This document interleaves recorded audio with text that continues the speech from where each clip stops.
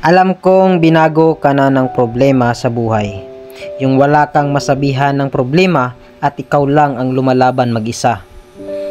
Marami din akong problema sa buhay, hindi lang halata. Ini-enjoy ko lang. Minsan, kailangan mo din ibalik ang ginagawa sa iyo ng ibang tao para malaman niya kung ano ang pakiramdam mo pag ikaw ang ginagawa niya ng gawain niya.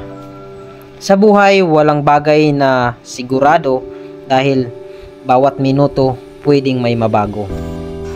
Sa totoo lang, wala na akong pake sa komento ng ibang tao sa akin. Kasi sa edad kong ito, gusto ko na lang ng simple, tahimik at masayang buhay. Kapos man ako sa ibang bagay, ang mahalaga may Diyos na sa akin ay laging gumagabay.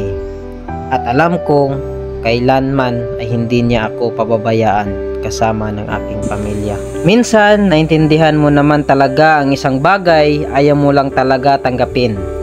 Lahat ng pagsubok may dahilan. Huwag mong sukuan ang mga pagsubok na dumarating sa iyo.